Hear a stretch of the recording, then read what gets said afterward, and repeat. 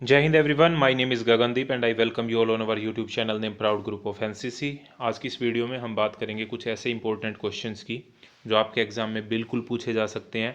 और ये question recent के क्वेश्चन है, एक तरीके से करंट अफेयर के क्वेश्चन है। तो ये आपको पता होने चाहिए कि इस समय पर कौन कौन है, यानी कि हु इज़ हु। तो ये आर्मी, नेवी और एयरफोर्स से रिलेटेड क्वेश्चन है जो हमारे एनसीसी के एग्ज़ाम में पूछे जा सकते हैं। तो चाहे आप एनसीसी ए सर्टिफिकेट का, बी सर्टिफिकेट का या सी सर्टिफिकेट का कोई भी एग्ज़ाम देने वाले हैं तो कुछ इंपॉर्टेंट क्वेश्चन है जो हम यहाँ पे डिस्कस करने वाले हैं। सबसे पहले तो आपसे यही पूछा जा सकता है कि डीजीएनसीसी का नाम बताओ। तो डीजीएनसीसी की फुल फॉर्म होती है डायरेक्टर जनरल ऑफ एनसीसी। ठीक है। लेफ्टिनेंट जनरल गुरबीर पाल सिंह हमारे जो हैं वो अभी एनसीसी के प्रमुख हैं, यानी कि हमारे नेशनल कैडेट कोर के प्रमुख हैं। डीजीएनसीसी की फुल फॉर्म आपसे एग्जाम में पूछी जा सकती है, जो मैंने बताया director general of NCC.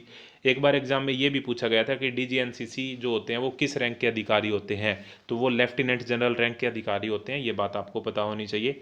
Next question की तरफ हम बढ़ते हैं। तो नेक्स्ट क्वेश्चन है हमारे इंडियन आर्मी के चीफ कौन है इस टाइम के ऊपर, यानी कि भारतीय थल सेना के प्रमुख कौन है। तो वो हैं जनरल मनोज मुकुंद नरावने जी। आपको पता होगा इनके बारे में। ये अगर आपसे पूछा जाए कि इंडियन आर्मी के चीफ किस रैंक के अधिकारी होते हैं तो वो जनरल रैंक के अधिकारी होते हैं। ये बात भी आपको पता होनी चाहिए। नेक्स्ट क्वेश्चन है कि इंडियन नेवी, यानी कि जो हमारी जो जल सेना है उसके चीफ कौन है। तो उसके चीफ हैं एडमिरल आर हरि कुमार। कौन है? Admiral R Hari Kumar. और ये किस रैंक के अधिकारी होते हैं? ये एडमिरल रैंक के अधिकारी होते हैं। ये भी एग्जाम में क्वेश्चन पूछा जाता है कि हमारी जो भारतीय जल सेना है उसके जो प्रमुख होते हैं वो किस रैंक के अधिकारी होते हैं। तो एडमिरल रैंक के अधिकारी होते हैं, आपको पता होना चाहिए। नेक्स्ट क्वेश्चन है यहाँ पे एयरफोर्स के चीफ। तो एयरफोर्स आपको पता है हमारी भारतीय वायुसेना। तो भारतीय वायुसेना के जो चीफ हैं वो हैं air chief marshal Vivek Ram Chaudhary. Air chief marshal Vivek Ram Chaudhary. जो हमारे एयरफोर्स के चीफ होते हैं उनकी जो रैंक होती है वो एयर चीफ मार्शल होती है। Very important question. और अभी के टाइम पे जो हैं वो हैं विवेक राम चौधरी। नेक्स्ट क्वेश्चन है यहाँ पे डिफेंस मिनिस्टर, यानी कि हमारे जो रक्षा मंत्री है वो कौन है। तो श्री राजनाथ सिंह जी जो है वो हमारे इस समय पर भारत के रक्षा मंत्री हैं।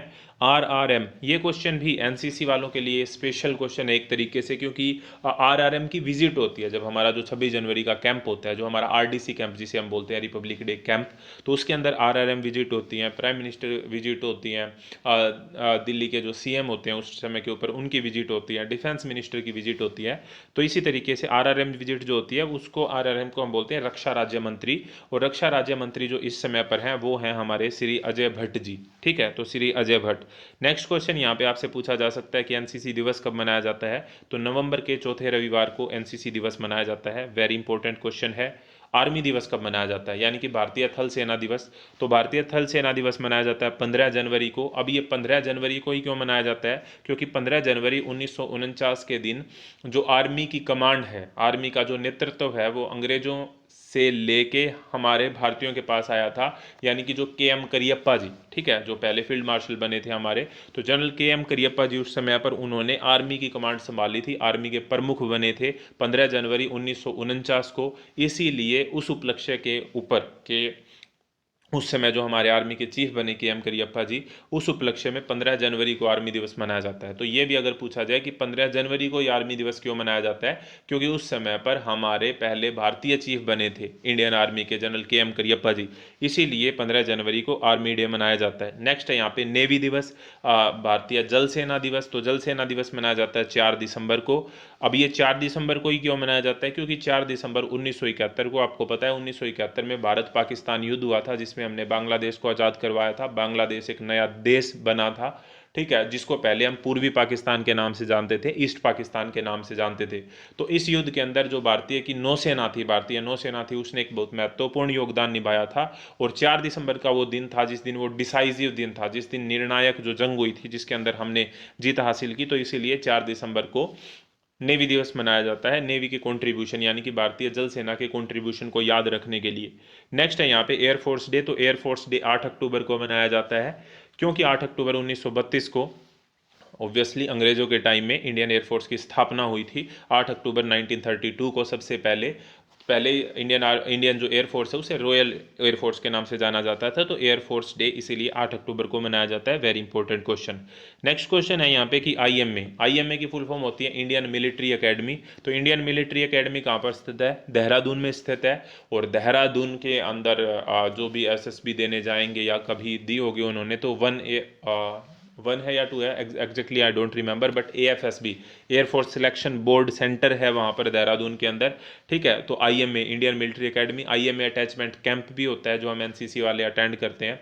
बहुत ही कम और बहुत ही मैं कहूँगा किस्मत वाले NCC के जो कैडेट होते हैं वो वहाँ पर जाते हैं, IMA अटैचमेंट कैंप करते हैं।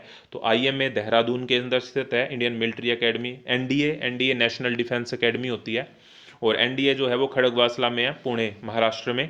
AFA एयरफोर्स एकेडमी है दुंडीगल, तेलंगाना के अंदर आती है, हैदराबाद के पास, क्योंकि अब हैदराबाद जो है तो तेलंगाना की राजधानी है। तो दुंडीगल तेलंगाना के अंदर AFA एयरफोर्स एकेडमी है। आपसे यह भी पूछा जा सकता है कि IMA की फुल फॉर्म बताओ, तो इंडियन मिलिट्री एकेडमी, NDA की full form national defence academy, AFA की फुल फॉर्म एयरफोर्स एकेडमी। इसी तरीके से जो नेवी वाले, जहाँ पे नेवी के ऑफिसर बनते हैं, तो वो होती है इंडियन नवल एकेडमी। और इंडियन नवल एकेडमी जो है वो एजीमाला में है। एजीमाला कहाँ पे पड़ता है? केरला के अंदर। ठीक है, और OTA ऑफिसर ट्रेनिंग एकेडमी वो कहाँ पर है? चेन्नई में है। तो ये कुछ इंपॉर्टेंट क्वेश्चन है हमारे आर्मी, नेवी और एयरफोर्स से रिलेटेड, जो कि रिसेंट क्वेश्चन है। ठीक है, तो ये आपके एग्जाम के अंदर पूछे जा सकते हैं। और मैं भी आपसे एक क्वेश्चन पूछता हूँ, आपको ये बताना है कि अब की बार जो 23 जनवरी मनाया गया है, या फिर हर साल जो 23 जनवरी 23 जनवरी जो है वो किस दिवस के रूप में मनाया जाता है, और इस बार वो क्यों इंपॉर्टेंट है। और RDC जो रिपब्लिक डे कैंप है उसके अगर संदर्भ में देखा जाए तो उसकी क्या महत्ता है, उसकी क्या इंपॉर्टेंस है, ये पूरी डिटेल आपको कमेंट बॉक्स में ज़रूर बतानी है। और इस तरह की और वीडियो के लिए जुड़े रहिए proud group of NCC YouTube channel के साथ। नेक्स्ट वीडियो तक जय हिंद, जय Bharat, thank you very much.